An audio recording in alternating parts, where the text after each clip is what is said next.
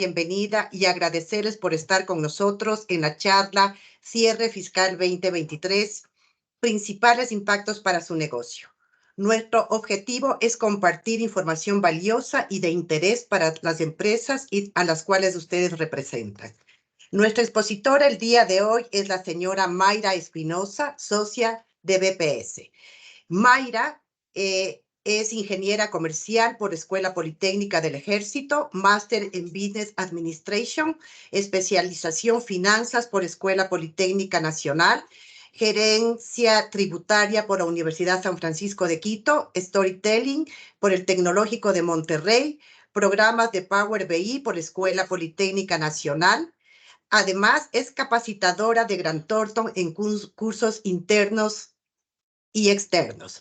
Mayra tiene más de 17 años de experiencia en asesoría para temas contables, cumplimiento tributario y de nómina para empresas como farmacéuticas, empresas de la construcción, servicios tecnológicos, importadoras y comercializadoras, servicios logísticos y aduaneros, aerolíneas, seguros, consorcios y joint venture. Bienvenida, Mayra.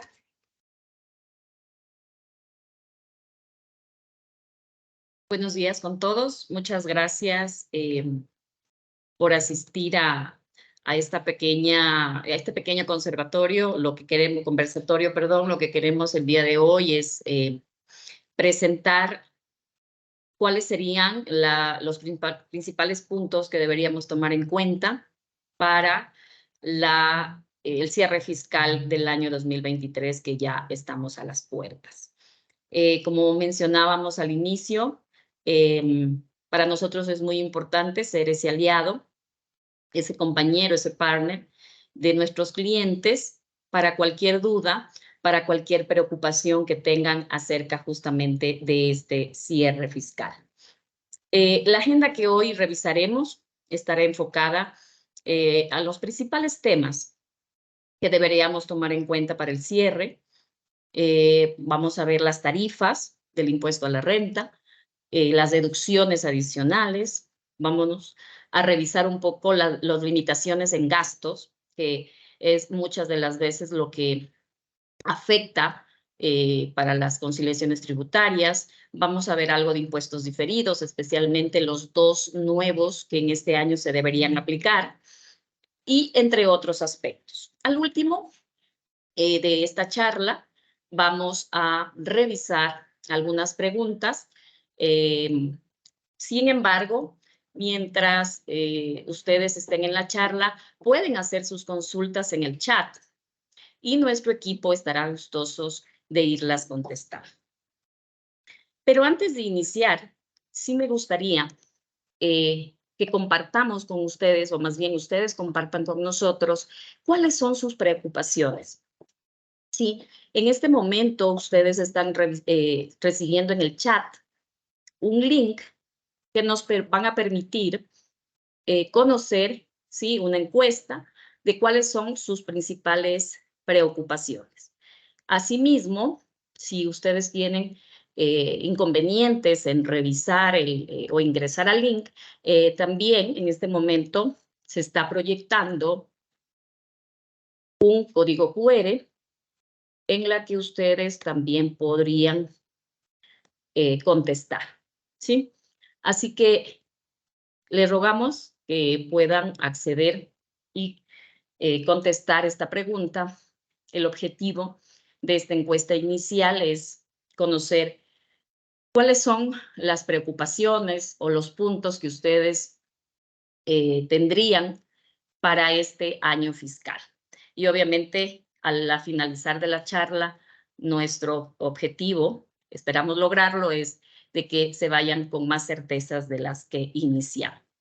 En este momento también estamos viendo en pantalla las respuestas que ustedes nos van alimentando, ¿sí?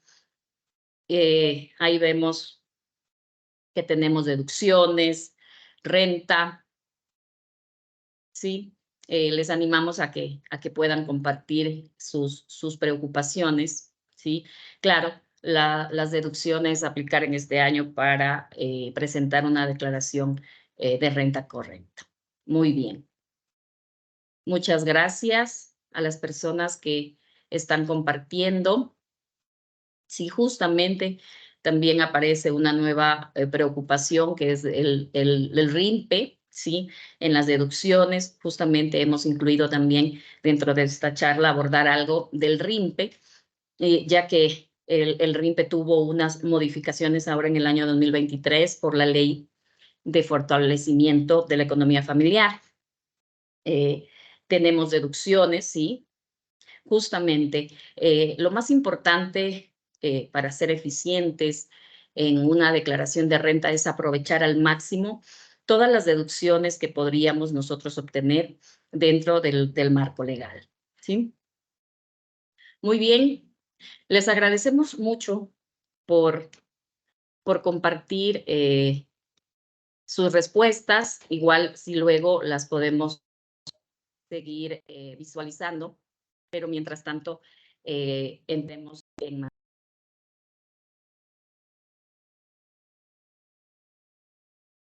Muy bien, entremos a lo que es justamente las tarifas de impuesto a la renta.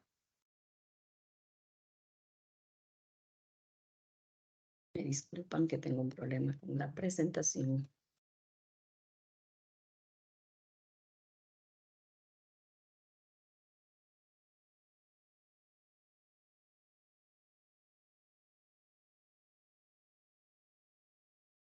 Para entrar en esta parte, es muy importante que nosotros podamos ir desde la tarifa máxima que se podría pagar por impuesto a la renta en sociedades, ¿sí?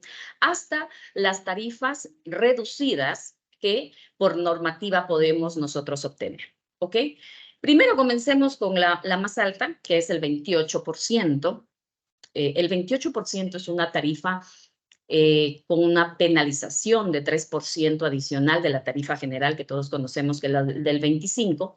No obstante, la del 28% es utilizada cuando las compañías, ¿sí? Las sociedades que tienen la obligación de presentar anualmente el anexo APS, que es informar acerca de los accionistas que tiene la compañía hasta el último nivel, ¿sí? Cuando se incumple con el deber de informar a través de este anexo, los accionistas vamos a tener que pagar una tarifa del 28%, ¿sí?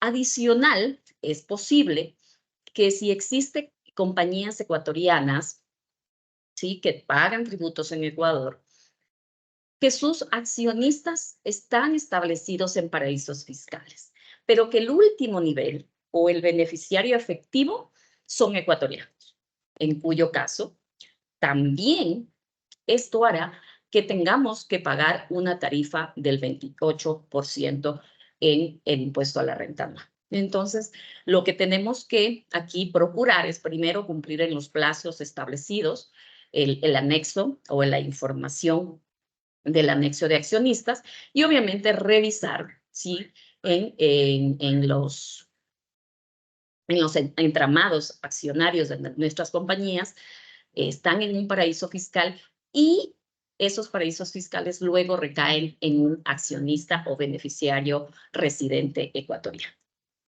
Luego tenemos la tarifa general, la del 25%.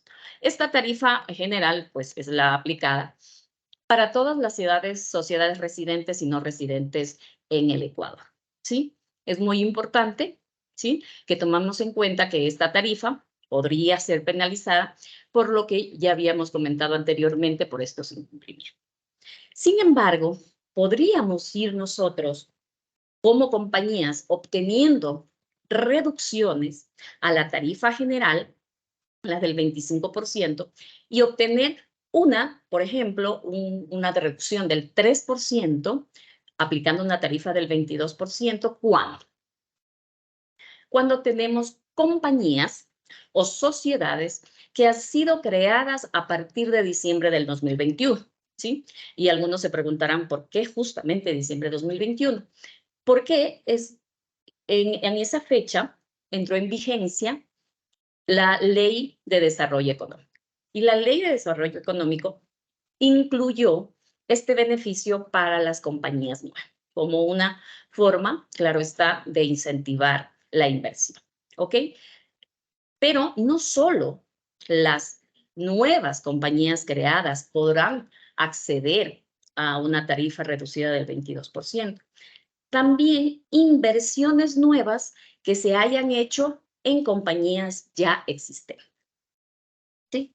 Entonces, no solo podríamos obtener una tarifa del 22 o pagar o aplicar una tarifa del 22% de impuesto a la renta en nuevas compañías, sino en nuevas inversiones. Les invitamos a revisar inversiones productivas. Es importante que tomemos en cuenta, les invitamos a revisar en sus balances, en sus inversiones, si podríamos tener estos casos. Adicional a estas nuevas inversiones o nuevas compañías, también sigue vigente, es muy importante que lo tomemos en cuenta, sigue vigente que el 22% puede ser pagado por compañías que sean consideradas micro y pequeña empresa, ¿sí? Y también por sociedades exportadoras habituales. El requisito que a lo largo del tiempo se ha ido, digamos, como quedando obsoleto, pero sin embargo está vigente hasta la fecha, es que estas compañías deben mantener el empleo, ¿sí? Que deben mantener el empleo, es decir, para que puedan aplicar, en el caso de exportadoras habituales, por ejemplo, para que puedan aplicar una tarifa del 22, se deberá comprobar que se haya mantenido o incrementado el empleo respecto del año fiscal anterior, ¿ok? Vamos bajando y podemos encontrarnos hasta con una tarifa del 20%. Digo hasta porque la reducción puede ser de hasta 5 puntos porcentuales si tomamos como base la tarifa general del 25%, cuando también existan compañías nuevas, sociedades creadas a partir de diciembre del 2021 o inversiones productivas en compañías existentes, pero que tanto estas compañías o estas compañías nuevas o estas inversiones nuevas en, en compañías existentes hayan firmado o hayan suscrito un contrato de inversión, ¿sí? Brevemente, el contrato de inversión es una solicitud que se hace al Ministerio de Productividad, donde tienen que cumplir algunos parámetros para que se apruebe este contrato. Y este contrato, dentro, si es aprobado, claro está, indicará las condiciones, el plazo y la tarifa que se va a aplicar en el caso de que podamos optar como esta opción, ¿sí? Pero esto es un contrato de inversión. Obviamente, ya a la fecha, debido a que esta petición de contratos de inversión tienen una duración de aproximadamente 6 meses en el trámite, pues hasta la fecha no sería posible ya hacer una solicitud. Sin embargo, se podría considerar para el siguiente año si así se lo requiere. Y finalmente, podríamos tener una tarifa del 15% hasta el 15%, es decir, 10 puntos porcentuales menos de la tarifa general cuando se haya o existan reinversión de utilidades para cierto tipo de proyectos. Estos proyectos son deportivos, culturales y de investigación científica. La particularidad de estos proyectos no es que es cualquier proyecto, sino que debe ser calificado como prioritario. Esta calificación de prioridad lo debe dar el Ministerio de Ramo. Por ejemplo, en el caso de proyectos deportivos, la calificación de prioritario lo debe dar el Ministerio de Deportes. No obstante, a pesar de que puede ser un trámite bastante engorroso en la medida de documentación, es posible hacerlo y algunas compañías lo han realizado. No obstante, hay que tomar en cuenta que se debe hacer la reinversión de utilidades y, por supuesto, también la capitalización de esas utilidades al patrimonio, ¿no? No puede salir ningún efectivo de la compañía. Como ustedes ven, El 28, el 25, el 22, 20 hasta el 15% son las tarifas que nosotros podríamos obtener con ciertas condiciones, considerando que obviamente el 25% es nuestra tarifa general. Quisiéramos enfocarnos justamente en esta tarifa del 22%. Aquí nos acompañan algunas compañías, clientes nuestros que son nuevos en el país, que han invertido como extranjeros, compañías extranjeras que han venido. Entonces sí sería importante que conozcan cuáles serán los requisitos que se van a necesitar para aplicar esta tarifa reducida del 22% con compañías que han sido creadas a partir del 2021 o del 2022. Primero, que esta tarifa reducida puede darse por un plazo de hasta 15 años, ¿sí? El plazo para contar estos 15 años, que luego vamos a ver que va a tener también una condición estos 15 años, sin embargo, el plazo para contabilizarlo se inicia desde el primer año de utilidad, así lo dice la normativa. ¿Por qué es importante considerar esta parte? Esta parte es importante considerar porque sí puede ser que en el primer año, un ejemplo, venimos en el 2022, estuvimos operando, pero claro, es nuestra fase preoperativa y es muy probable que hayamos generado no necesariamente una utilidad, sino una pérdida, en cuyo caso aún no puedo contabilizar esta tarifa reducida o el plazo, ya que en ese año es muy probable que no tuve que pagar impuestos porque tuve una pérdida, ¿sí? Entonces, lo más importante es que el plazo corre a partir del primer año que aplico o me permite los resultados aplicar una tarifa, ¿sí? También la norma habla de cumplir criterios de sustancia y transparencia. Y obviamente esto está definido por ciertos preceptos internacionales de transparencia tributaria, en la que el Ecuador a través del SRI es mío. Entonces, lo más importante, o para dejarles como un tip, es que la transparencia y la sustancia están basados en que cualquier información que solicite la administración tributaria, pues esta debe ser compartida con ellos, ¿no? Entonces, si hay alguna información que no soliciten, pues debemos entregarla en los tiempos y en la documentación que nos solicite. Aquí viene una parte muy importante. En estos 15 años de plazo, sí puede existir una limitación, porque la normativa me indica que no puede exceder este beneficio que me estoy tomando. Recordemos que esta 22% es una tarifa reducida del 25%. Este ahorro que yo voy a tener por haber sido una inversión nueva o una compañía nueva en Ecuador, ¿sí? Este ahorro no deberá exceder del monto de la inversión o de los 15 años, lo que suceda primero. Tal vez explico mejor. Es muy importante que tomemos en cuenta, especialmente las compañías nuevas que están entrando al país, que se está generando y que eso era el objetivo, un tipo de sociedad que son las SAS, las sociedades de acciones simplificadas. ¿Cuál es la ventaja de esta SAS para la creación? Que es bastante sencilla, los trámites son bastante fáciles y rápidos de hacerlos, e inclusive el capital social con la que se crea, estamos hablando que es $100, ¿ok? Muchas de las compañías se quedan con esos $100 en su capital social y empiezan a operar. Lo operan a través de préstamos, lo operan de financiamiento de sus casas matrices, muchas de las veces para su capital de trabajo. Sin embargo, descuidan de alguna forma ese capital social que queda en unos $100. ¿Qué va a suceder? Por eso es muy importante que tomemos en cuenta estos beneficios, ¿sí? Sí, pero ¿cómo nos podrían afectar? Yo tengo $100 en mi capital social. Para la normativa, ese es el monto de la inversión.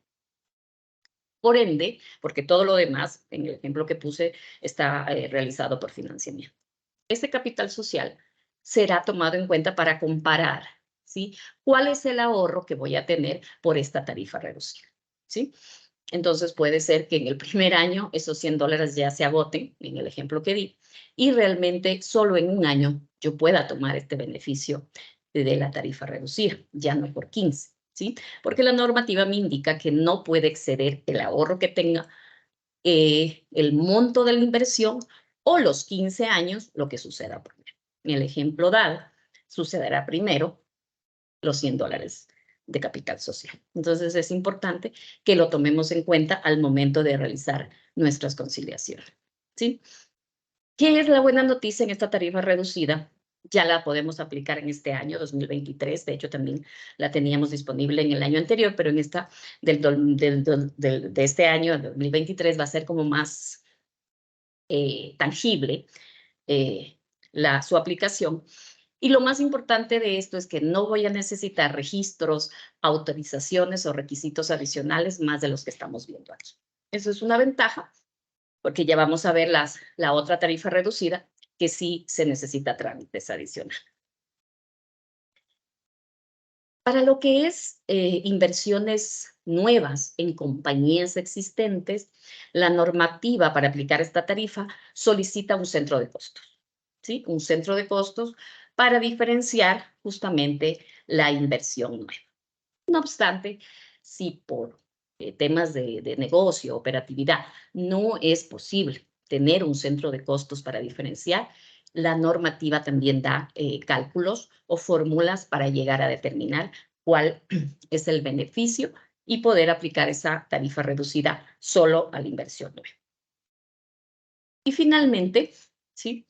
Pagaremos el 22% sobre los ingresos atribuibles a la nueva inversión, ¿sí? Ese 22%, obviamente, en el caso de inversiones nuevas de compañías existentes, deberíamos separar los ingresos, costos y gastos que arrojen esta inversión nueva y sobre esos se pagará o aplicará el 22%. Como ustedes ven, es probable que en un formulario de renta se puedan tener dos tipos de tarifa para dos tipos de utilidad, ¿sí? ¿Eso es factible? Sí, eso el formulario lo puede dar sin ningún problema. Lo más importante es, para cumplir esos criterios de sustancia y transparencia que veíamos antes, tenemos que tener papeles de trabajo y toda la información sustentada y respaldada en caso de generación de información desde el SRI. Como les decía, tenemos dos reducciones, la del 22% y también de hasta el 20%. ¿Por qué digo de hasta el 20%? Porque como es este requisito para poder obtener una tarifa reducida, debo ir a hacer la solicitud al Ministerio de Producción para firmar un contrato de inversión.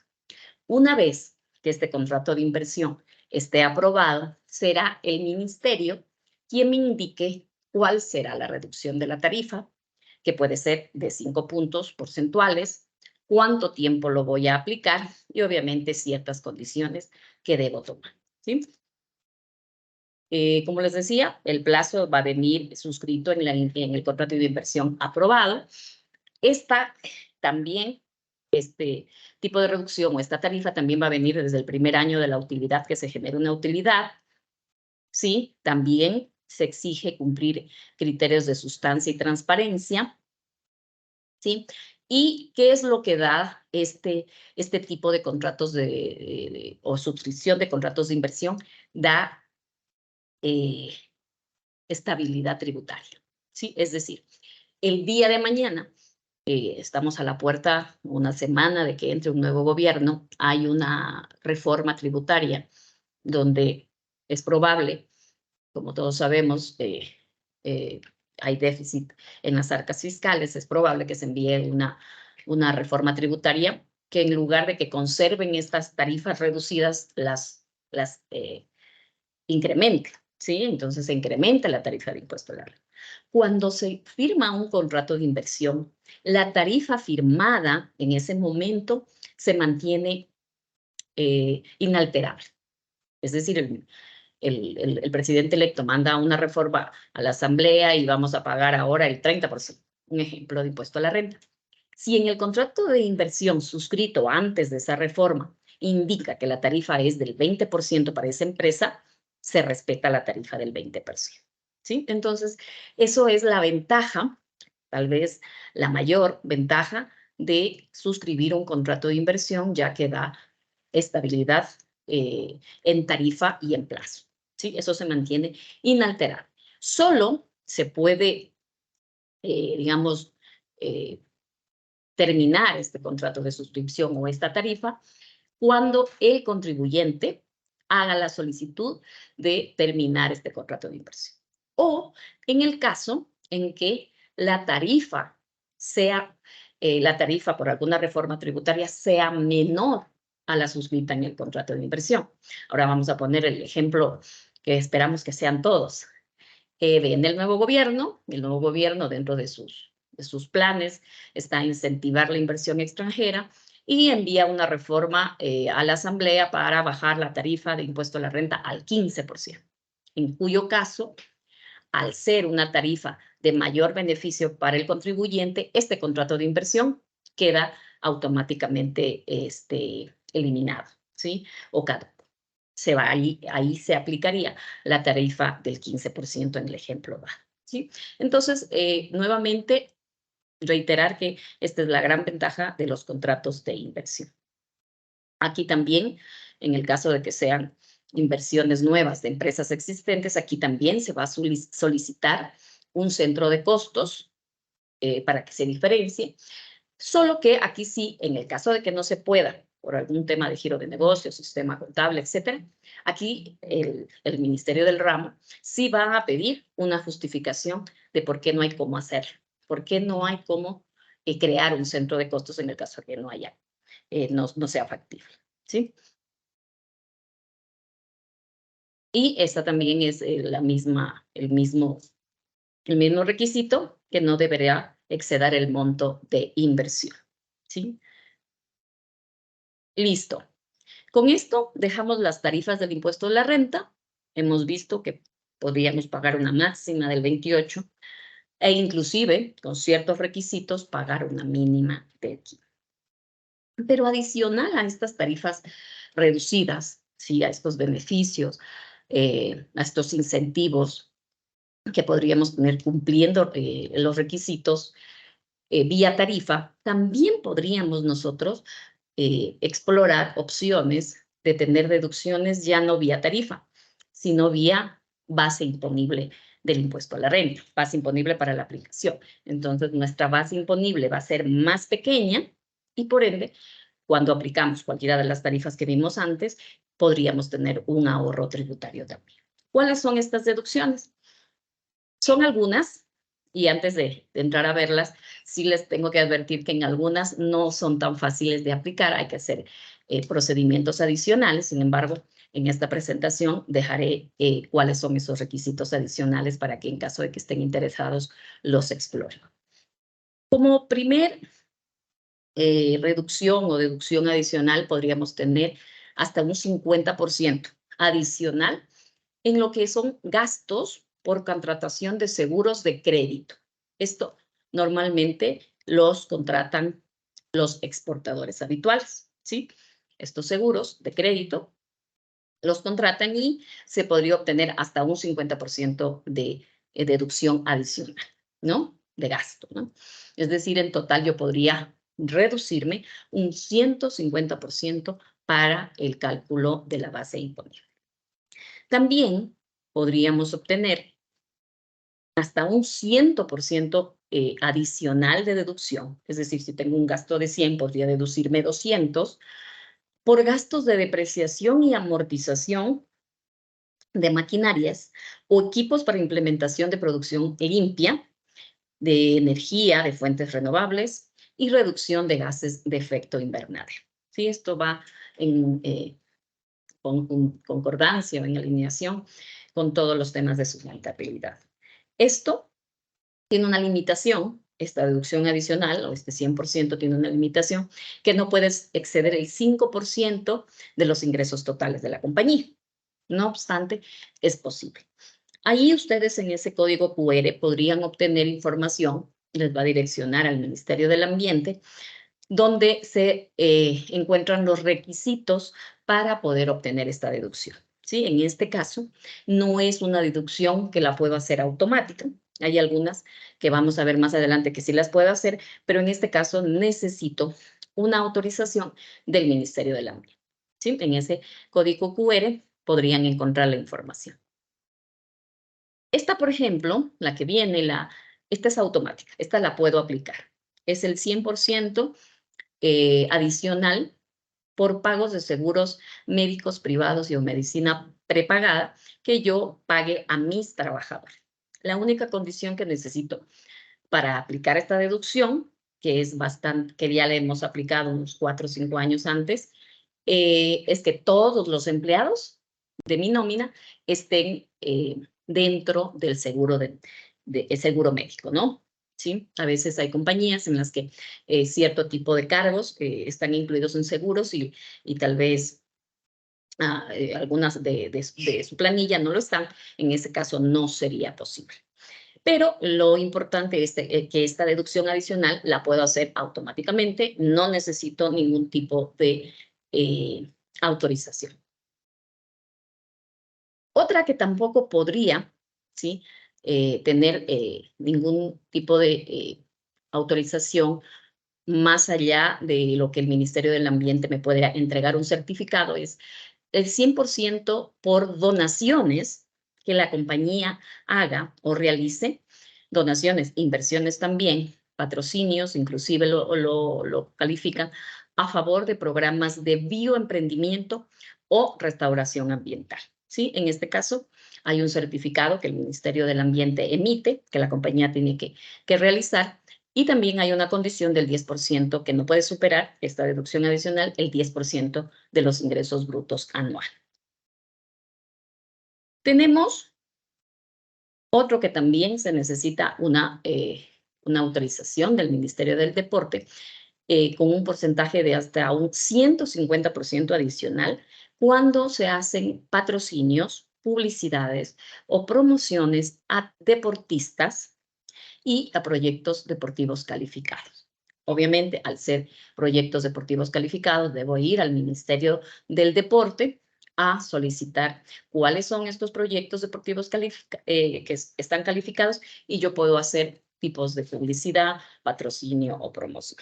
En este caso, tendré un beneficio del 150% adicional para mi base imponible del impuesto a la renta. ¿Sí?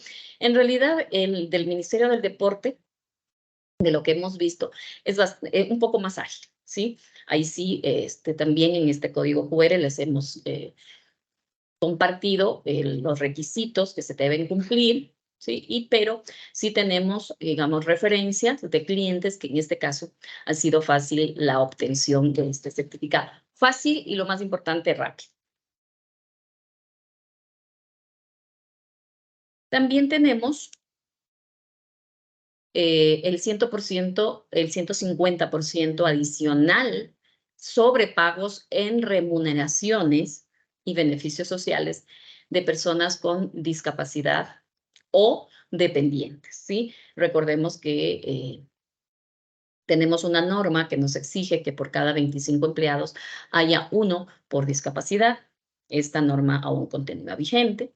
No obstante, esta deducción adicional debería aplicarse solo en el caso que la compañía exceda los límites que el ministerio exige. En este caso les mencionaba que por cada 25 empleados necesitamos uno adicional. En el caso de que una compañía tenga 25 empleados, tenga una persona con discapacidad por ley mandatoria, la debe contratar, y esta misma empresa con 25 empleados tuviera 2 personas con discapacidad.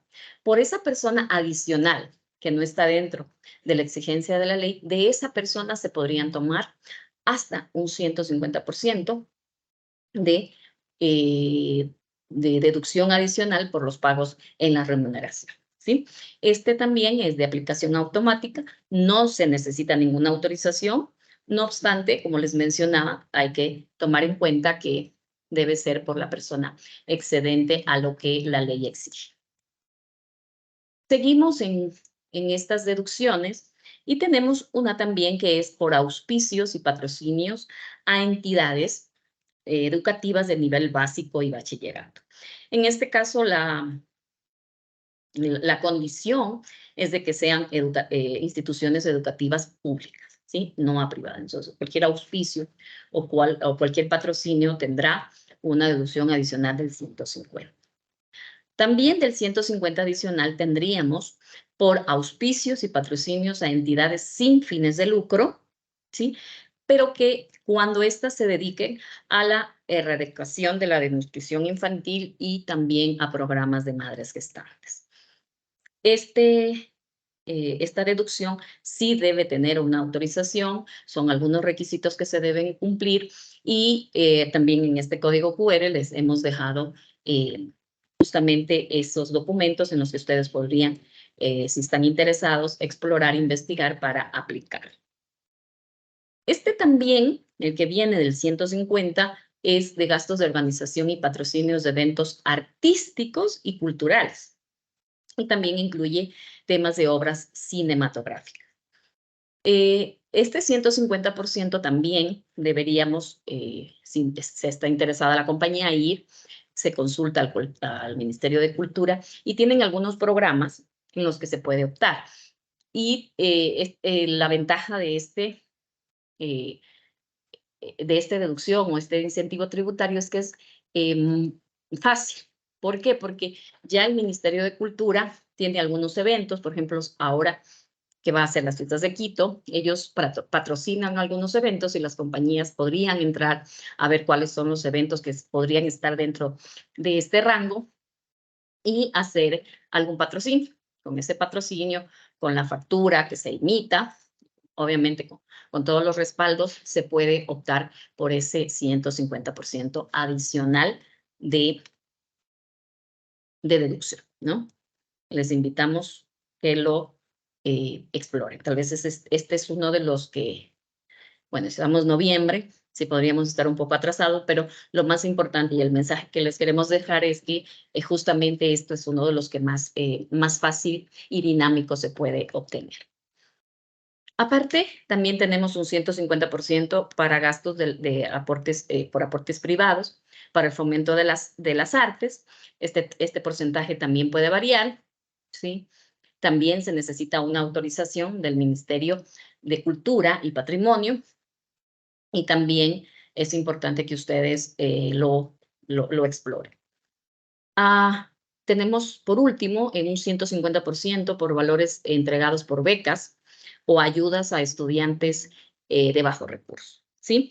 Esto es un trámite que se debe hacer directamente con la Secretaría de Educación Superior, la CENACYT, y ahí también dejamos información útil para que ustedes lo puedan investigar, ¿sí? Como ustedes ven, las deducciones adicionales, unas más automáticas, fáciles, otras no tanto. Sin embargo, como ven, lo que procura o el objetivo, lo más importante es todo lo que tiene que ver con deporte, arte y cultura. Les invitamos a todos nuestros clientes que investiguen estas opciones y que las puedan aplicar. Justamente veíamos en la encuesta que habíamos hecho preguntas o preocupaciones acerca del RIMPE, ¿sí? El RIMPE ha pasado, creo que, por algunos cambios, ha venido transformándose, ¿sí? Desde regímenes simplificados hasta este RIMPE. Para las personas que están, digamos, explorando o iniciándose en el tema de los impuestos en Ecuador, el RIMPE es un régimen único. Como veíamos antes, las sociedades pagan a través de tarifas de bases imponibles, ingresos, gastos y obviamente sobre la utilidad. El RIMPE tiene la particularidad que existe en otros países de pagar sobre el ingreso, una tarifa sobre el ingreso, no sobre la utilidad. No es importante saber cuánto esta compañía genera, porque a la final lo que se toma en cuenta es cuánto generó de ingresos, ¿sí? No es importante la utilidad, pero sí cuánto generó de ingresos.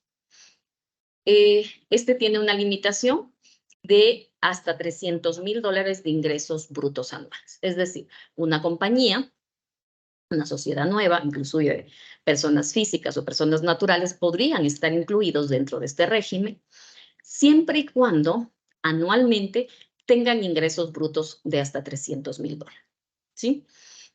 Cuando se deja de ser o de pagar dentro de este régimen único, es cuando cumplan 3 años en el régimen.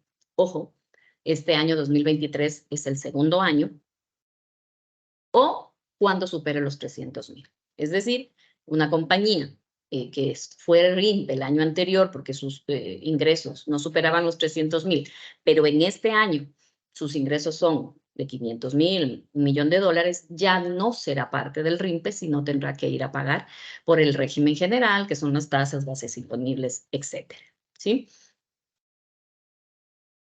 Es muy importante que tengamos en cuenta que es probable que, a pesar de que la compañía o alguna sociedad facture $300,000 al año, no sea incluida en un régimen RINP, debido a que hay ciertas actividades empresariales que están excluidas. Por ejemplo, los servicios profesionales. Servicios profesionales sean de personas naturales o de sociedades, ¿sí?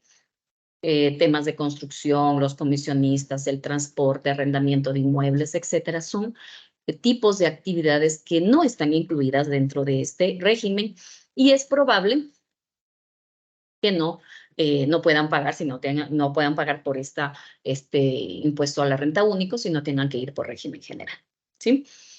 Y aquí el pago del impuesto a la renta es hasta el 31 de marzo.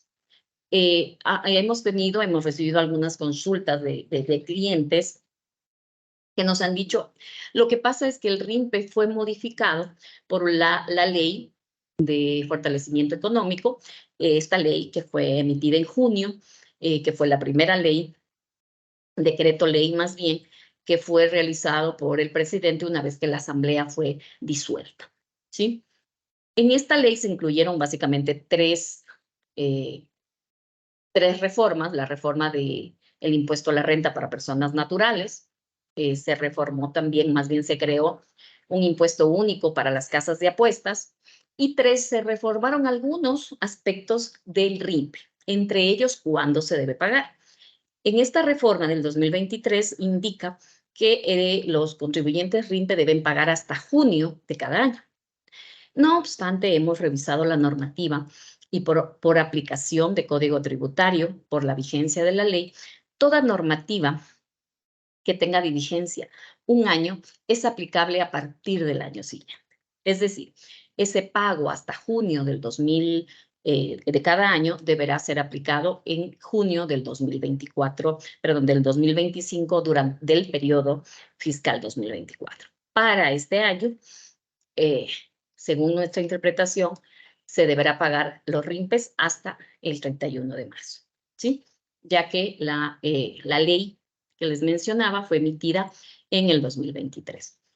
Y en esta ley sí se dejó claro que el impuesto a la renta de personas naturales aplicaba para el 2023, y que el régimen para las casas de apuestas aplicaban a partir del 2024, pero del tema del régimen RINPE no indicaron nada. Por ende, debería ir por la ley normal, que es cuando es de aplicación anual, es para el siguiente año fiscal. Las buenas noticias es que el RINPE no modificó, son las mismas reglas con las que se pagaron en el año 2022, ¿sí? No obstante, tal vez lo que quede en duda ahora es la fecha de cuándo se debe pagar el impuesto. Listo, dejamos esta primera parte, que es de tarifas, incluso de impuestos únicos, y nos pasamos a algo que siempre es importante explorar, revisar, que son las limitaciones a los gastos, ¿sí? Porque muchas de las veces en nuestras planificaciones financieras, planificaciones de impuestos inclusive, tomamos ciertos gastos que son necesarios para el negocio, necesarios para la operación. No obstante, puede ser que estos gastos sean limitados en la parte tributaria, ¿sí? Y comenzamos con uno, que es el de servicios técnicos, regalías y servicios administrativos con partes relacionadas. ¿sí? Recordemos que hasta en el año 2022 no se aplicó esta limitación por un tema de cambio de la ley, pero a partir de este año 2023 el límite es de que estos gastos no deben superar el 5% de los ingresos grabados, ¿sí? Tendríamos que ir a hacer esos cálculos. Aquí justamente mencionaba al inicio que pueden existir compañías nuevas que hayan entrado a operar en el año 2021, 2022 o incluso en este 2023, y sí hay como una exención para este tipo de compañías o una ampliación del límite, puede ser, cuando se encuentren en un ciclo preoperativo, ¿sí? En este ciclo operativo ya el límite no es sobre los ingresos, porque es muy probable que aún no genere ingresos. Este límite se lo toma basado en los activos y en este caso es sobre el 10% de los activos. Este límite también pone como una puerta abierta para que podamos nosotros analizar si la compañía a la que sus partes relacionadas del exterior o locales está generando este tipo de servicios, este tipo de gastos, se debería evaluar si la compañía que recibe estos gastos también entrega a partes independientes, es decir, a clientes que no tengan nada que ver con la compañía, también entrega servicios técnicos, ¿sí? En ese caso, ¿sí?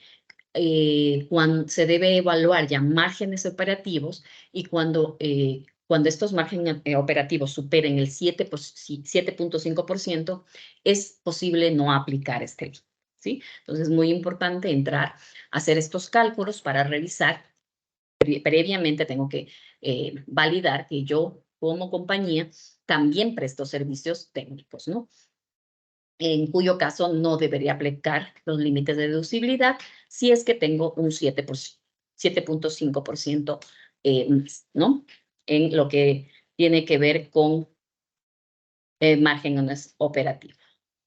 Y adicional, por último, la normativa me da opciones para no aplicar el límite, es decir, en ningún momento lo reviso, solo cuando tengo partes relacionadas locales, ¿sí? Y tengo justamente este tipo de gastos.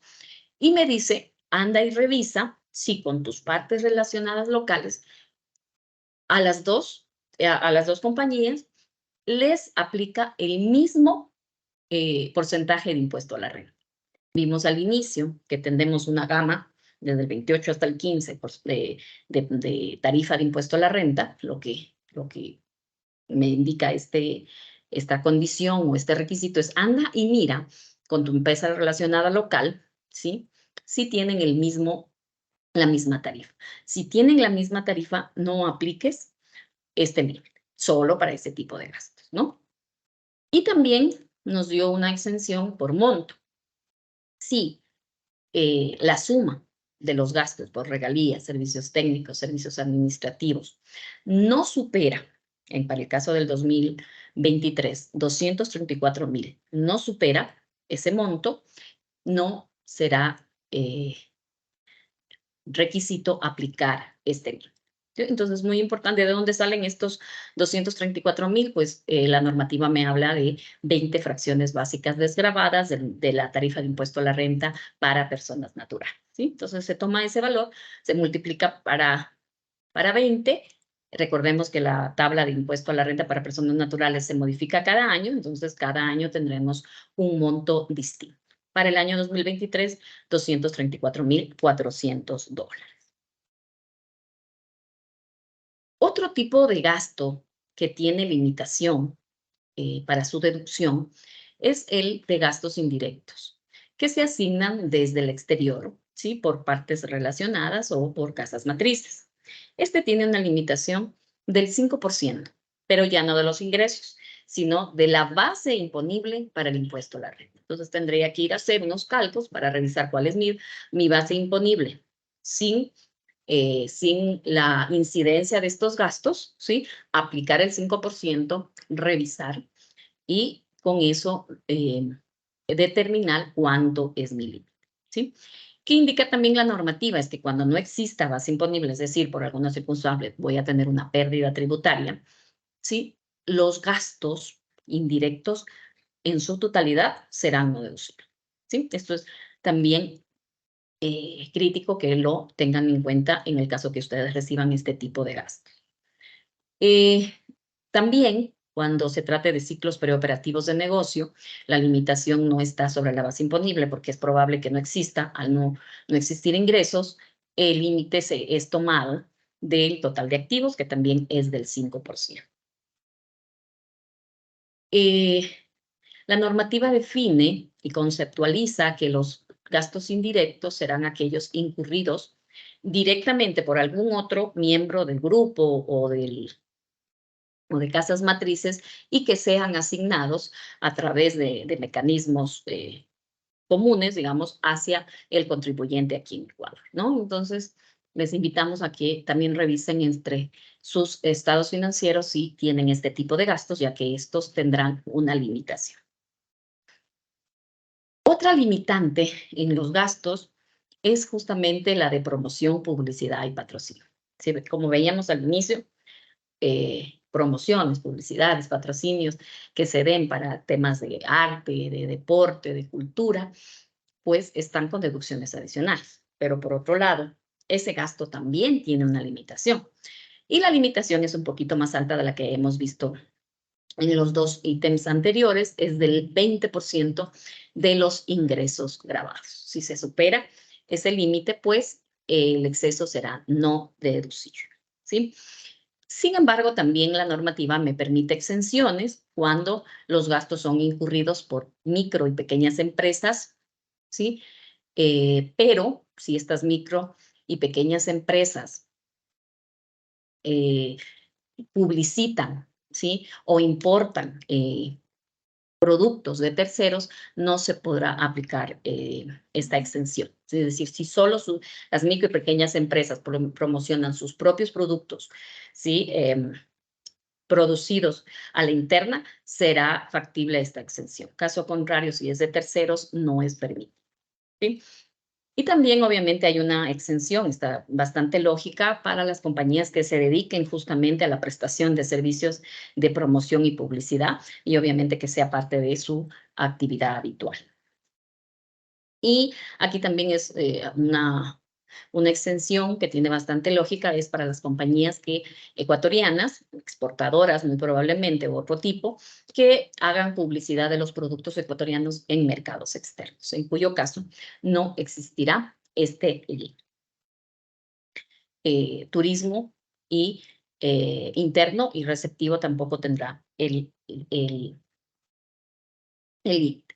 Y yo aquí nada más he puesto como una advertencia que la deducción adicional sí es aplicable, ¿sí? O sea, yo por un lado tendré una deducción adicional por lado de los incentivos tributarios y es muy probable que por otro tenga una limitación, un gasto no deducible, justamente publicidad. Hay que hacer los cálculos para revisar si a la final la compañía sale ganando en aplicación de este tipo de incentivos o este tipo de, ¿no? Otro gasto que es muy recurrente, digamos, especialmente en ciclos iniciales de operación, son los intereses. Estos intereses, especialmente con las relacionadas, sean locales o del exterior, van a tener un límite.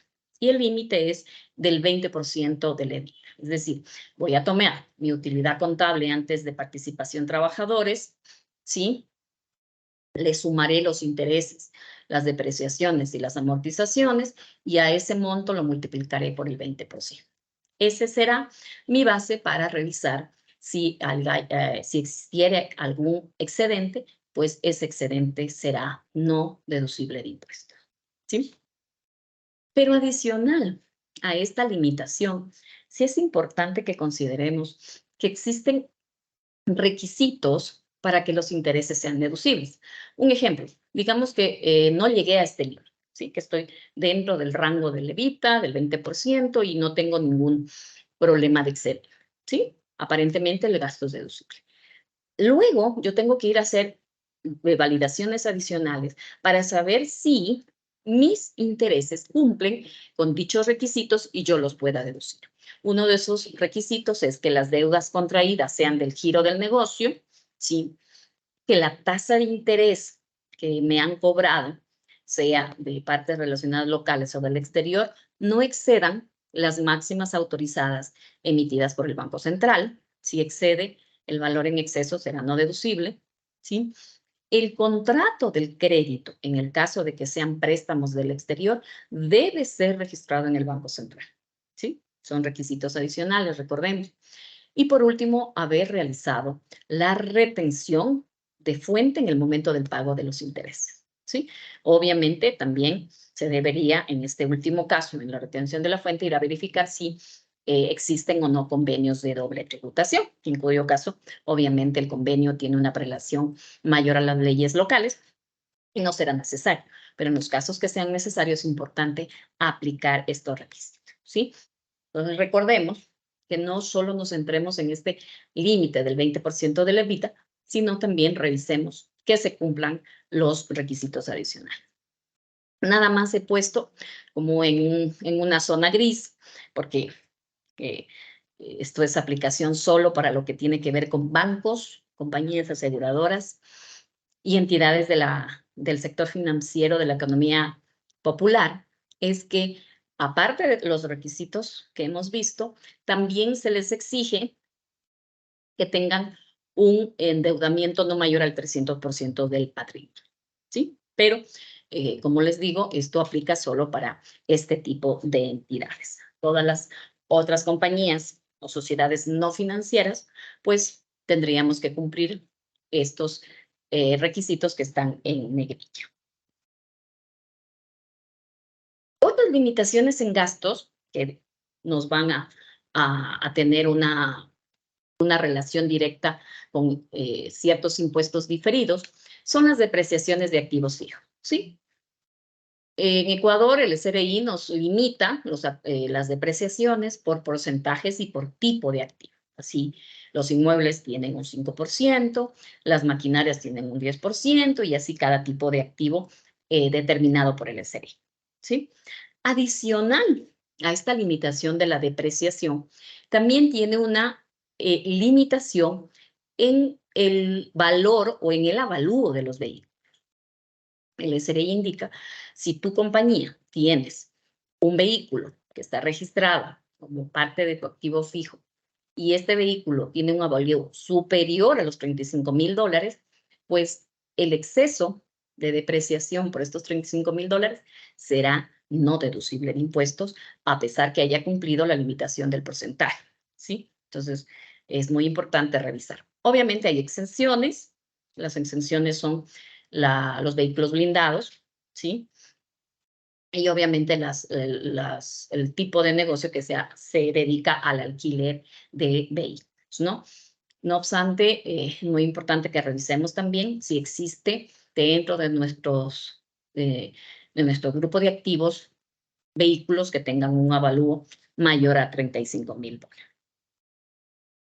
Otro que es bastante común es la limitación de las cuentas incobrables, ¿no? Este deterioro de activos financieros que inclusive por norma contable es requerido, ¿sí? Para el Ecuador o para el fisco ecuatoriano hay una limitación del 1% al año sobre los créditos comerciales concedidos, ¿sí? Es decir, tengo que ir a ver mi cartera concedida durante el año, aplicar el 1% y esa va a ser mi limitación fiscal. Todo lo que exceda de ese monto será no deducible de impuesto, ¿sí? Obviamente, todo tipo de provisión voluntaria que haga, ¿sí? Que inclusive no esté regulada por una norma contable o que inclusive haya por leyes especiales, tampoco serán deducibles, ¿sí? Obviamente, cuando se excede el límite, ¿no? Ni siquiera vamos a aplicar el límite, ni siquiera las vamos a incluir para el cálculo del límite a todos los créditos concedidos a partes relacionadas, ¿sí? Esas son directamente, para el fisco ecuatoriano, directamente no deducibles, ¿sí? Y obviamente, sí nos permiten hacer una eliminación de esa provisión cuando yo como compañía ya tenga alguna certeza que definitivamente no voy a poder recuperar ese crédito. Y nos ponen algunas condiciones. ¿Sí? Haber constado en 2 años o más en la contabilidad, haber transcurrido 3 años desde la fecha del vencimiento del crédito, ¿sí? Haber prescrito el cobro del crédito, o inclusive cuando el deudor pues haya sido una sociedad que se haya declarado en quiebra o en insolvencia, ¿no? O cancelada mediante la superintendencia de compañías. Entonces, es posible dar de baja esos créditos, obviamente hasta lo que la provisión eh, te cubra. Luego ese valor podría también ser enviado al gasto en el caso de que haya un exceso, pero siempre y cuando se cumplan estas condiciones, ¿sí? Esto es muy importante que lo tomemos en cuenta, ya que luego, para el impuesto diferido que viene justamente este año, de primera aplicación en este año, tendremos que tomar en cuenta estas condiciones. Ya lo vemos más adelante, ¿sí? Y he querido dejar nada más en un slide ciertos otro tipo de gastos, que si bien es cierto, no tienen limitaciones, siempre son muy recurrentes y siempre se tienen preguntas acerca de ellos, ¿no? Uno de ellos es la jubilación patronal y desahucio. Estos rubros que han sido durante los 5 o 6 años últimos tan topados en las reformas tributarias, que primero los que tengan mayor de 10 años era deducible, que luego no, que luego en el pago no, luego que hay que mandar a fondos de inversión, etcétera. Ha sido realmente uno de los rubros que más han sido topados y que obviamente han confundido a todos en su aplicación. Para el 2023 es no deducible todo lo que es provisión, es decir, todo lo que no haya sido pagado en lo que tiene que ver con gastos de jubilación patronal y desahucio. Es no deducible, pero tengo la facultad, e inclusive ya el SRE emitió una resolución donde aclaró esto, que es posible aplicar un impuesto diferido para que este beneficio sea devuelto, digamos, en el momento de que se pague al empleado la jubilación patronal y el desahucio, ¿sí? Entonces, para el año 2023, este rubro, pues se mantiene igual que en el año 2022, que hubo algunas confusiones de su aplicabilidad y obviamente de si era deducible o no. Otro tema que hemos tenido algunas consultas es el pago a representantes legales, ¿sí? Recordemos que las sociedades ecuatorianas pueden tener a sus representantes legales bajo nómina porque son sus gerentes generales o porque le dieron un poder especial o por cualquier otra circunstancia. O también pueden optar por tener un representante legal externo, es decir, que le preste servicios. Sí, durante años este gasto también ha sido como eh, revisado por el SRI y por los contribuyentes, pero en este año el SRI ha emitido una consulta, más bien un oficio, donde absuelve una consulta en donde indica que para ellos, para el fisco, si un representante legal está bajo una relación laboral, que es factible jurídicamente, si está bajo una relación laboral, lo único que ellos irán a revisar es que esté aportado los sueldos al IES, ¿sí? Recordemos que para que todos los gastos sueldos sean deducibles para la conciliación tributaria, deberían estar aplicados el seguro, ¿no? El IES. Para el caso, ha dicho el SRI en esta consulta, que es algo que sí se ha venido aplicando y que ha sido de recomendación de nuestro lado aplicarles. Si existe una relación laboral, aplica IES, y eso es lo que verá el SRI. Sin embargo, si tu relación con el representante legal es externa y meramente civil, ¿sí? Que es también jurídicamente aceptable, pues lo que se necesita serán las facturas, ¿no? Y el sustento del caso. ¿Qué pasaba antes? Porque hubo como una confusión, y es que el IES también como que emitió una nueva tarifa única para la afiliación de los representantes legales, que es del 17.6. En ese momento se puso como en tela de duda, a ver, yo como compañía, ¿lo debo afiliar a mi representante legal o él se afilia voluntariamente y había como esa zona gris. No obstante, el SRI ha mencionado en esta absolución de consulta es, mira, yo en relaciones civiles lo único que voy a verificar es de que tengas facturas. Si por alguna circunstancia yo verifico que hay aportes al IES de tus representantes legales que son externos, pues esos serán no deducibles porque no tiene ninguna relación, la relación civil con el IES, ¿no? Entonces ha dejado como un poco más claro esta situación para ejercer o para analizar la parte de los gastos para representantes legales, ¿sí?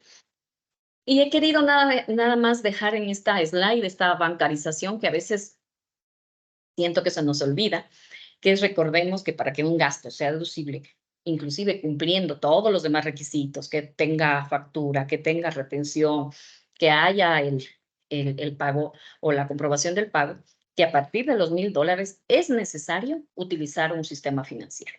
Sí, inclusive ahora recordemos que con facturación electrónica un requisito obligatorio de las facturas es indicarle al SRI cómo me pagarán, con o sin utilización del sistema financiero. Recordemos que a partir de $1,000 se debe usar el sistema financiero para que este gasto sea deducible, ¿sí?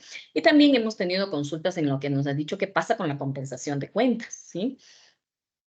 ¿Qué pasa si yo, mi cliente y mi cliente es mi proveedor y lo que en lugar de emitir algún tipo de efectivo o de transferencia, lo que vamos a hacer es compensarnos cuentas? La respuesta, inclusive en absoluciones de consulta del SRI, ha sido que es factible porque las compensaciones de cuentas es una forma de pago establecido por el Código Civil, ¿sí? Entonces, tampoco ninguna preocupación en esas compensaciones o cruce de cuentas como lo conocemos comúnmente, ¿sí?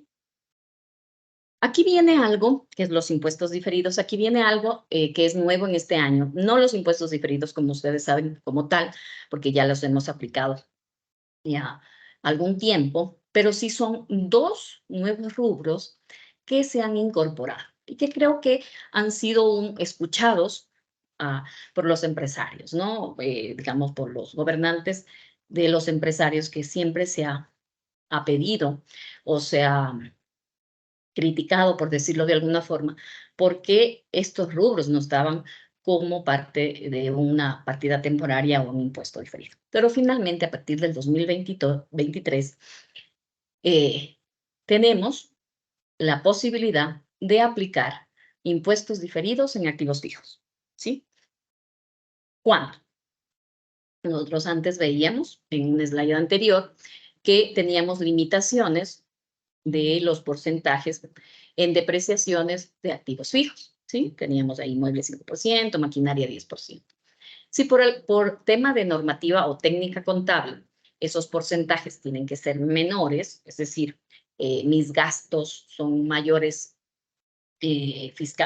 contablemente hablando, pues esa diferencia entre mi base fiscal y mi base contable ya es permitido en Ecuador tomarla como una partida temporaria y obviamente aplicar un impuesto diferido, ¿sí? Cuando yo puedo usar ese impuesto diferido es al siguiente año que finalice la vida útil financiera de ese activo, ¿sí? La única limitación es que es como este nuevo impuesto fue emitido en la LODE, que fue del año 2021, obviamente en una transitoria indicaron que eran para todos los activos fijos adquiridos a partir del 2023. Tendremos que ir a ver en nuestro anexo de activos fijos cuáles fueron adquiridos en el 2023, hacer un filtro, luego revisar si estos activos van a tener una vida útil distinta a la fiscal y si existe alguna diferencia, es posible tomarse ese impuesto diferido, ¿no? Y ¿cómo actúa? Obviamente muy sencillo. Por ejemplo, en una maquinaria, por la vida útil financiera, yo digo que es a 8 años, la compañía dice que es a 8 años, tengo un valor de 500, sin embargo, el límite fiscal dice no, tu vida útil fiscal debe ser 10 años. Esta diferencia es temporaria y sobre esa aplicaré los impuestos diferidos, ¿sí?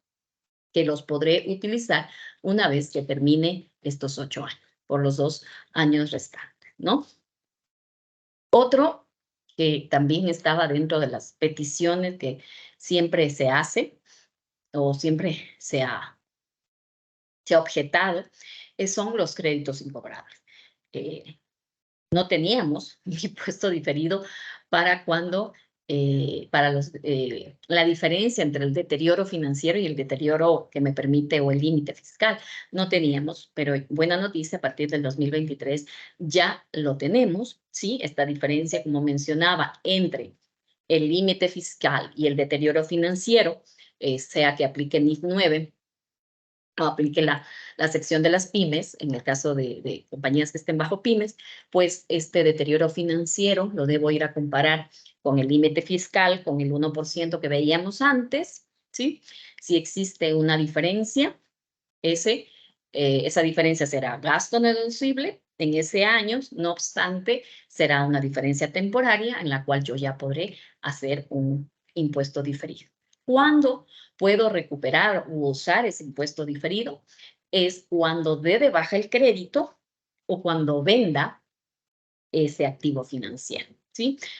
Actualmente, en los últimos, creo, 2 años, ha habido mucho boom sobre la venta, hacer factoring, hacer esta venta de activos financieros, que es inclusive mucho más fácil actualmente a través de casas de valores, ¿no? Entonces, lo que me dice nada más la normativa es, usa ese impuesto diferido cuando des de baja el crédito, es decir, cuando ya sepa que no voy a recuperarlo, o cuando vendas a través de algún factoring, ¿no?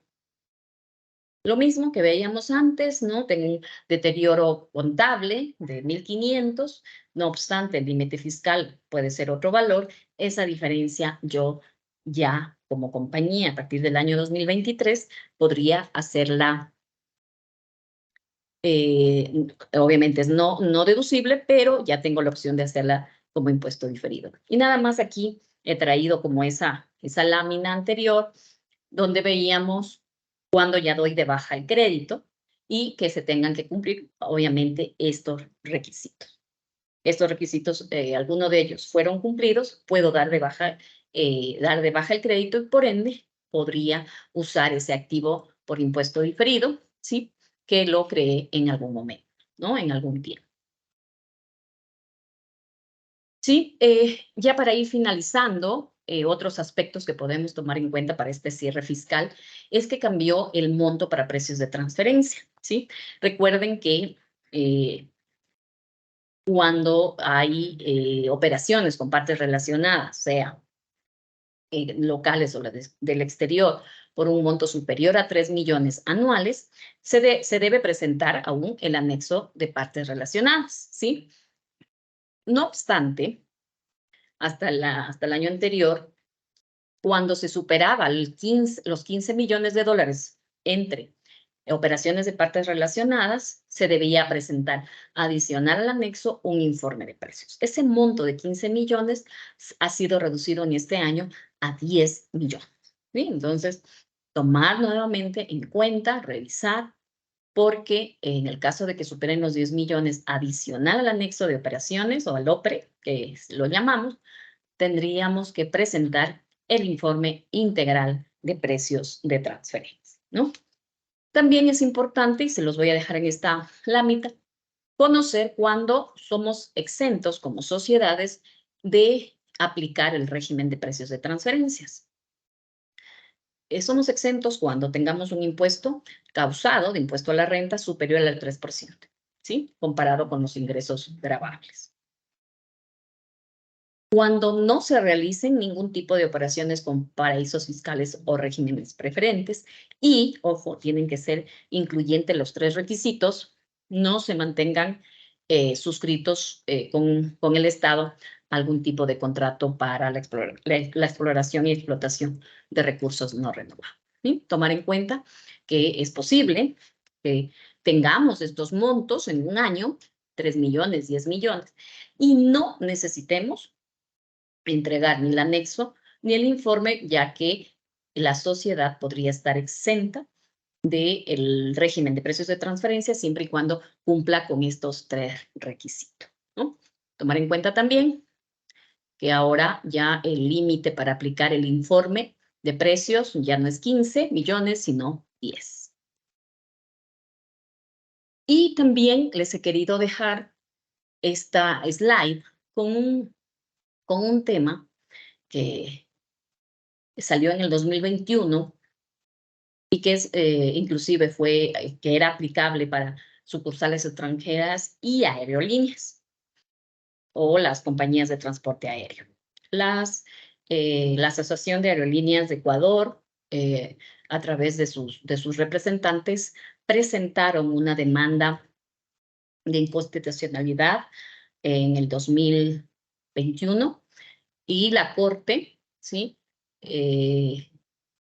Expidió que era inconstitucional para las aerolíneas la aplicación de este artículo. No obstante, el artículo sí quedó para las sucursales extranjeras. Ojo, para las branch, no para las sociedades nacionales. Las sucursales extranjeras es un brazo, es una extensión de una matriz o de una compañía que está en otro país y que viene a operar a través de un establecimiento permanente en Ecuador. ¿Cuál es la aplicación de este artículo? ¿Sí? Y es el dividendo efectivamente distribuido. La normativa ecuatoriana habla que para conocer o aplicar la retención sobre dividendos debemos contar con una decisión de la Junta de Accionistas. Es ese documento al que le llamamos la decisión, al que contempla la decisión, le llamamos acta de junta, ¿no? Cuando se emite una acta de junta en sociedades locales o en sociedades ecuatorianas, pues sabemos que existe una distribución de dividendos porque esa es la voluntad de los accionistas. No obstante, para cuando son sucursales extranjeras, recordemos que es una extensión de una compañía que está en el exterior. Ahí no va a existir junta porque obviamente, y si existe, va a hablar sobre los dividendos de su matriz o del lugar donde esté. No obstante, para en el Ecuador, si existe a través de una sucursal extranjera, esa acta no va a existir. Que, por ende, la normativa ecuatoriana ha contemplado y ha dicho que se considera un dividendo efectivamente distribuido a todo excedente de remesas a sus casas matrices. ¿Cómo calculamos ese excedente? ¿Sí? Deberíamos tomar los ingresos, costos y gastos atribuibles a la operación en Ecuador, ¿sí? De ahí seguramente tendremos algún excedente antes de participación laboral e impuesto a la renta. Tomaremos, restaremos la participación laboral a los empleados, el impuesto a la renta causado, y sobre ese excedente, que en términos técnicos es el que va al patrimonio, sobre eso deberíamos calcular un dividendo o una retención de dividendo, ¿sí? Entonces, es muy importante que tomemos en cuenta esto, está vigente desde el año 2021, ¿sí?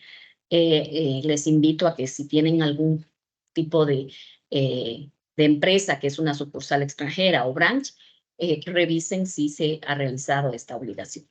¿Qué es lo que se tiene que hacer con ese excedente que va al patrimonio?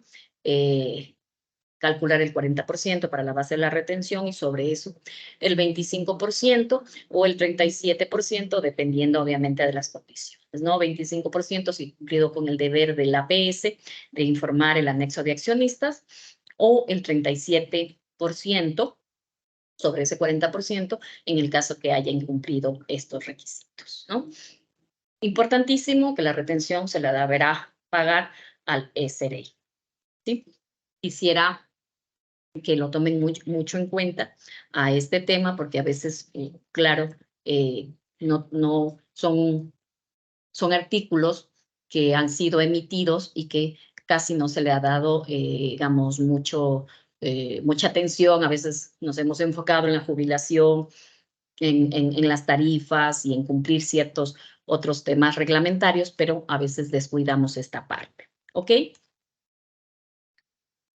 Nada más, esta slide es para recordar que podemos tomarnos todos los créditos tributarios por retenciones, ¿sí? En el caso de que las retenciones sean mayores al impuesto causado anual, pues podríamos solicitar al SRI una devolución de impuestos, ¿sí? Revisar que podamos obtener esto. No olvidar también recordar que los créditos tributarios por, más bien, retenciones que nos hayan hecho en el exterior por ingresos que hayamos generado en el exterior, esas retenciones o ese pago de impuestos es factible de tomarlo como crédito tributario en el Ecuador, siempre y cuando no, no exceda la tarifa del impuesto a la renta ecuatoriana, ¿no? Entonces, es factible, sí es una aplicación directa, no es que tengo que ir a hacer ningún trámite en el SRI, sino que lo tomaré. Lo que sí tendré es que tener el sustento del pago de esos impuestos o de ese valor en el exterior, ¿no? No olvidar que si se distribuye dividendos anticipados antes de que finalice el año fiscal, deberé hacer una retención del 25%. Esa retención también me la podré tomar como un crédito tributario en el impuesto a la renta anual, ¿sí? Y también aún está vigente el crédito tributario por ISD. Digo aún porque, bueno, hay muchas expectativas que este impuesto sea dado de baja en el gobierno actual o en el gobierno que se va a posesionar, pero por el momento podemos obtener un crédito tributario en ISD, lo podemos usar hasta por 5 años en importaciones de bienes de materia prima, insumos para procesos productivos, ¿sí? Pero deberíamos revisar un listado, ¿sí? Saber si esos bienes o esas partidas arancelarias están dentro del listado que emite anualmente el Comité de Política Tributaria. Sí, esto creo que lo actualizaron, me parece, en octubre o septiembre de este año, donde es obligación ir actualizando este listado y normalmente incluyen nuevas partidas, ¿no? Y recordar que para generar este crédito tributario en ISD sí debemos considerar esta política de coherencia en la contabilización, porque si en un año a este ISD, que es factible de tomarse crédito tributario, lo registré como gasto, y al siguiente, si me quiero tomar crédito tributario de la misma partida, podría tener observaciones de LSI. Por ende, si la recomendación es, si voy a tomar como crédito tributario, obviamente si es factible de hacerlo porque está incluido en el listado, mi política sea que todos los años siguientes también lo tome como crédito. Por el contrario, y por alguna circunstancia financiera de planificación, me voy a tomar el gasto como gasto, el pago del ISD y no como crédito tributario, a pesar de que esté en el listado, ¿sí? Los siguientes años también tendría que tomármelo como gasto y no cambiar esa política porque es uno de los temas que revisa el SBI. Y finalmente, aclarar que no existe una orden de prelación para tomarme o para compensar los créditos tributarios, ¿sí? En la declaración puedo utilizar primero el ISD, luego el impuesto a la renta, y si me queda algún valor, solicitar devolución. Viceversa, impuesto a la renta, luego ISD, porque esto sí surgió en algún momento diciendo que había una prelación del ISD. El ISD inclusive en una circular que emitió en el 2021, hizo la aclaración, un análisis jurídico donde indicó que no hay prelación para créditos tributarios, solamente cuando haya créditos tributarios por anticipos voluntarios, que dicho sea de paso, en Ecuador hay cómo hacer un anticipo voluntario para el impuesto a la renta. ¿Ok? Listo, me gustaría terminar la presentación con unos consejos prácticos basados en experiencia, basados en nuestra interacción con algunas compañías, ¿sí?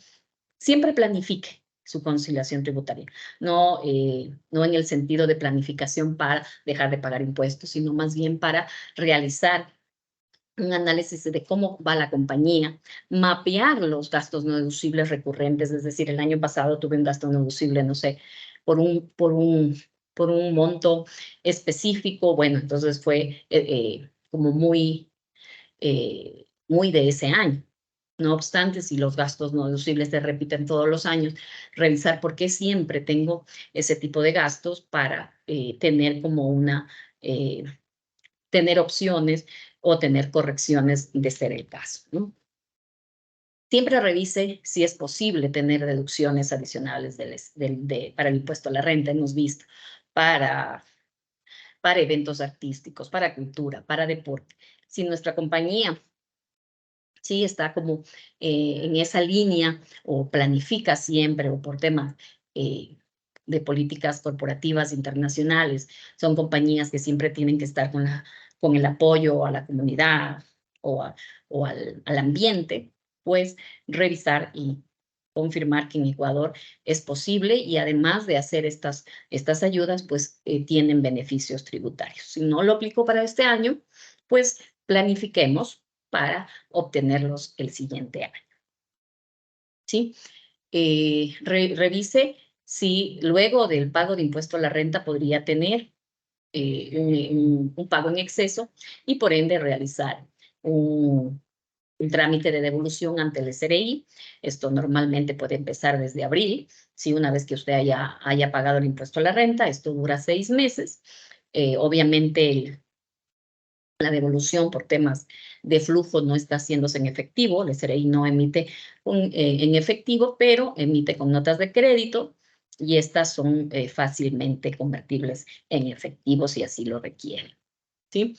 También es muy importante revisar la caducidad de créditos tributarios. Recordemos que en impuesto a la renta son 3 años y en ISD son 5. ¿Sí? Revisar si he podido utilizar o no he podido utilizar y si ya está caducado, tiene que darse de baja. Si tiene dudas acerca de cambios de algún tema específico, nuestra recomendación siempre es asesorarse con expertos en la materia, ya que ellos le podrán dar algún tipo de consejo, mucho más de lo que se podría estar viendo a la interna de la compañía, ¿sí? Nuestra recomendación siempre es que traten de ser conservadores. Algunas posiciones tributarias agresivas pueden, en este momento, claro, ahorrar algún tema de flujo, pero en el futuro podría existir una erogación de flujo mayor, inclusive para la compañía, inclusive con todos lo que tiene que ver con estar expuesto a temas de que no estamos haciendo una debida diligencia tributaria, ¿no? Esto es muy importante. A veces existen rumores, sí, en grupos de profesionales donde dice, ya está vigente esta normativa o no, esto es para el año tal, o no, ya se tiene que aplicar desde este año. Siempre es importante que se valide que la norma que estoy aplicando en mi conciliación tributaria de ese año es la que está vigente, ¿sí? Existen normativas que, si bien es cierto, pueden salir en ese mismo año, es posible que sean con aplicación posterior. Y, por supuesto, siempre esté pendiente de los cambios y actualizaciones que se pueden dar para cada normativa, ¿sí? Para la normativa en cada año fiscal, ¿sí? En nuestro país, al menos, los cambios son muy constantes. Ejemplo, jubilación patronal y desahucio, y que pueden llegar inclusive a hacer confusiones en los cálculos, ¿sí? Muchas gracias. Y en este momento, con mucho gusto podemos comenzar con sus preguntas, ¿sí?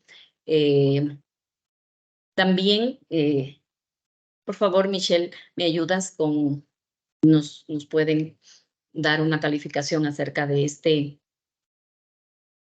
de esta charla, ¿sí? De la utilidad que les puede haber aportado esta charla, que esperamos que sea importante para de cara a lo que se nos viene la conciliación tributaria para el año 2023. No sé, en este momento, Michelle ya les debe haber llegado una encuesta, una pequeña encuesta para la calificación. Michelle, cuando tú desees, también podemos comenzar con las preguntas que gentilmente nos hayan hecho llegar en el chat. No tengo todavía preguntas. Ok, bueno, les animamos a que realicen las preguntas.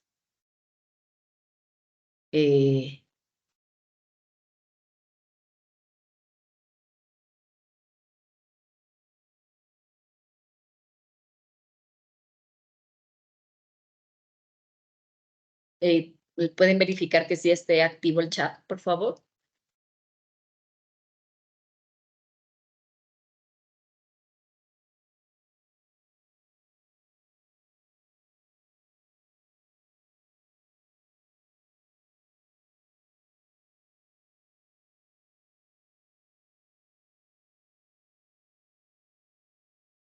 Nos confirman que está activo el chat.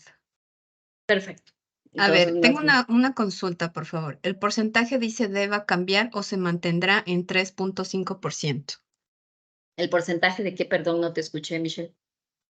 ¿El porcentaje de ICD va a cambiar o se mantendrá 3.5%? Me parece que ya para enero el porcentaje es del 2%, según la resolución del presidente saliente, que a partir de enero es del 2%, ¿sí? Hasta este año, hasta este diciembre estará en, me parece que en 3%, porque cambió a cada trimestre, y a partir de enero el ISD será del 2%. Obviamente, como les dije, hay expectativas, porque fue una de sus promesas de campaña, de que este impuesto sea eliminado por el nuevo presidente. Hay que esperar a revisar qué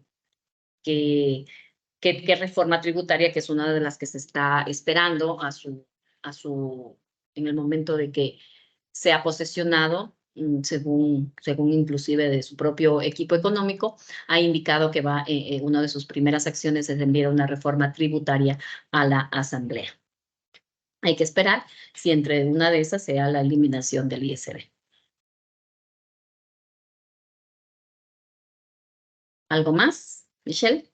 ¿Me Más que confirmas? consulta, tengo, nos saludan, dice, ¿es posible que nos pueda reforzar sobre estos nuevos beneficios diferidos en la conciliación tributaria?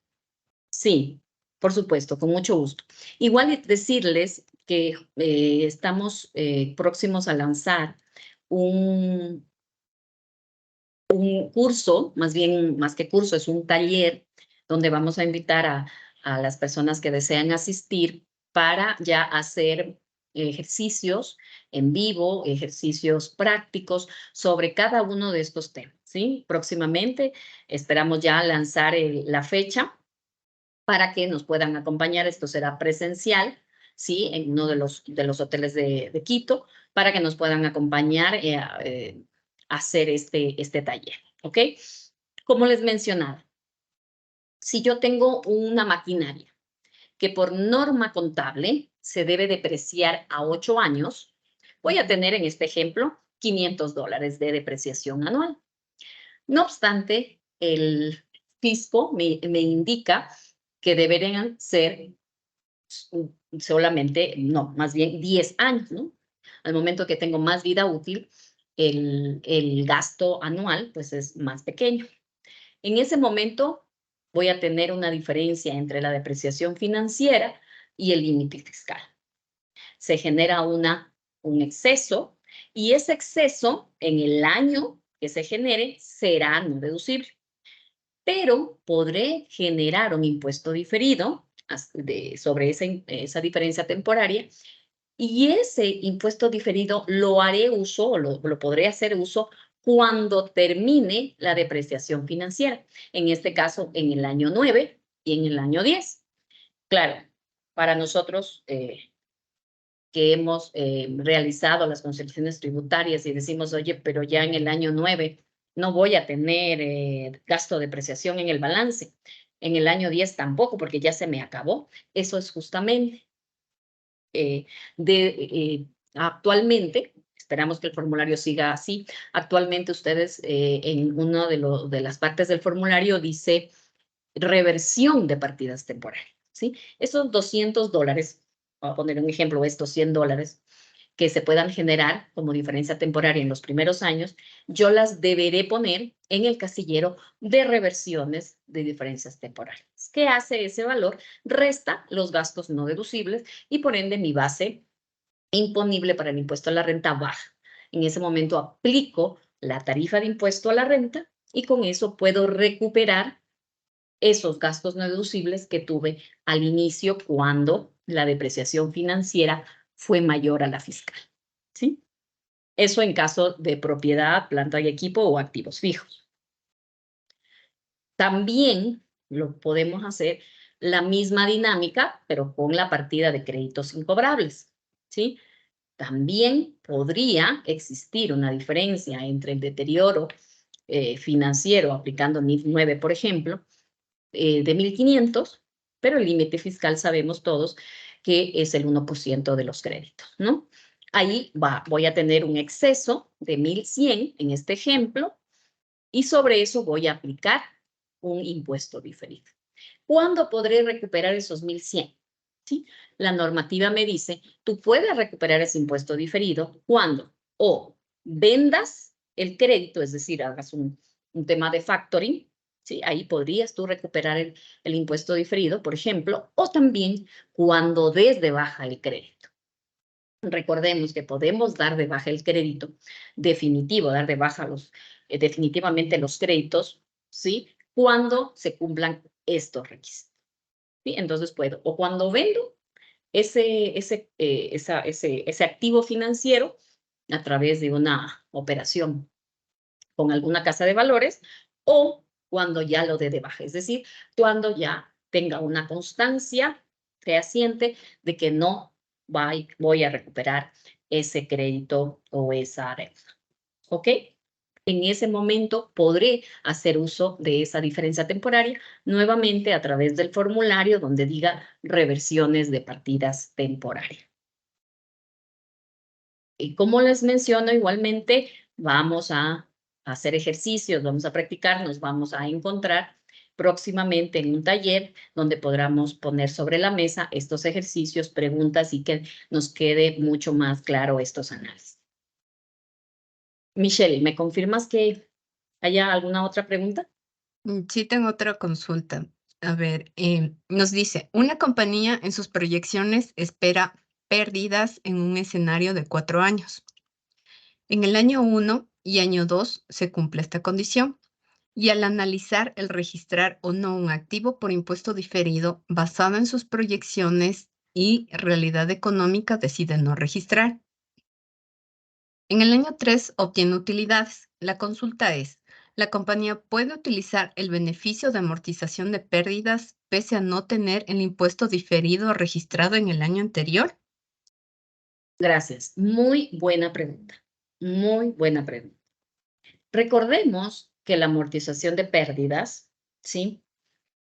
Es un beneficio tributario establecido en la norma tributaria, independiente del reconocimiento del impuesto diferido, ¿sí?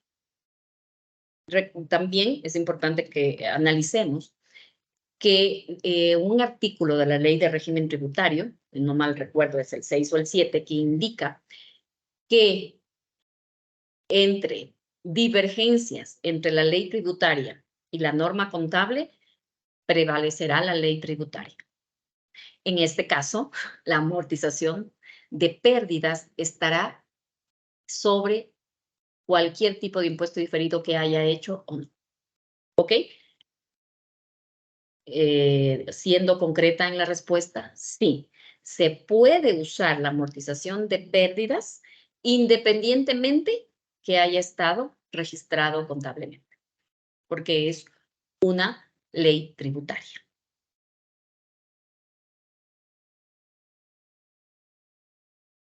Michelle, ¿me ayudas con alguna otra consulta? Sí, no, ya no tengo más consultas. Nos falta la última encuesta. Sí, por favor. En este momento, igualmente como hicimos al inicio, van a recibir en sus chats un link. En este nos va a permitir, en cambio, conocer qué nuevos temas o temas de la conciliación tributaria a ustedes les gustaría que abordemos. Puede ser en este taller también, ¿sí? En este próximo taller, así nos dará algunas pautas de poder acompañarles en estas dudas o en estas preocupaciones que ustedes puedan tener. Igualmente, en este En este momento les están proyectando el código QR para que en caso de que no puedan acceder a través del link, lo puedan hacer a través de este código. No sé si faltó que lean mi consulta, dice una Michelle, por favor, no sé si podrías buscarle. De Alexandra, me parece. ¿Puedes buscarle, Michelle? ¿Me ayudas? Sí, un momento. Gracias. Pero está muy bien, Alexandra. Aquí yo creo... Dice, Ya. para crédito. Sí. Dale, Michelle, gracias. Para créditos incobrables, si tenemos 2 años en contabilidad o 3 años desde el vencimiento, los 2 años en contabilidad estaría contenida en la otra opción de 3 años de vencimiento. ¿A qué se debe la distinción de estas opciones? Muy bien, Alexandra. Muy buena pregunta.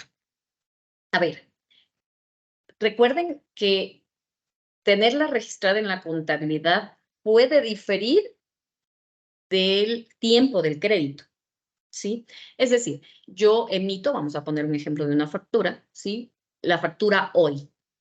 Pero esta factura tiene de vencimiento 6 meses, ¿sí? Estoy tomando un caso extremo que normalmente tienen las compañías distribuidoras de productos agrícolas, ¿no? Que ellos pueden tener hasta 180 días de crédito justamente por el negocio al que están apuntando. Entonces, no necesariamente yo registré hoy la factura, pero el crédito recién vence e inicia el vencimiento del crédito en 6 meses, ¿sí? Entonces, no es necesario que vayan los dos de la mano. Entonces, hay que analizar justamente que que haya permanecido 2 años en la contabilidad registrada y los 3 años a partir del vencimiento del crédito. En este caso, en el ejemplo que yo les mencionaba, los 2 años se pueden cumplir, no sé, este mes. Sin embargo, para contabilizar los 3 años del inicio del vencimiento del crédito, todavía tendría que esperar 6 meses, ¿sí? Y es muy importante que tomemos en cuenta que estos requisitos pueden ser incluyentes justamente en estos dos, en 3 años de la contabilidad o en 2 años, perdón, 3 años del vencimiento del crédito, del inicio del vencimiento del crédito o 2 años en la contabilidad. En ese caso, casi siempre prevalecerán los 3 años. Pero vamos a poner en un ejemplo de que justamente yo haya emitido una factura y el vencimiento sea hoy, ¿sí? Ahí sí ya puedo tomar los 2 años. ¿Sí? Entonces, en eso, cuando transcurra en ese tiempo, contabilice esos 2 años, podré dar de baja el crédito o usar mi impuesto diferido ya con las nuevas regulaciones. ¿Ok? Muchas gracias. Ahí hemos tenido la información. Les invitamos a que se inscriban en nuestro curso que lanzaremos próximamente. Como les dije, más que un curso, es un taller donde nos podremos encontrar a discutir estos temas con mayor profundidad. Gracias y que tengan un buen día. Muchas gracias, Mayra. Muchas gracias, estimados clientes y amigos, por acompañarnos el día de hoy. Su participación y comentarios han sido muy valiosos, ya que esto nos ayudará a garantizar que estamos entregando contenido que sea relevante e impactante para usted y su empresa. Esperamos contactarnos con ustedes próximamente para hacerles llegar el taller que tendremos en los próximos días. Muchas gracias.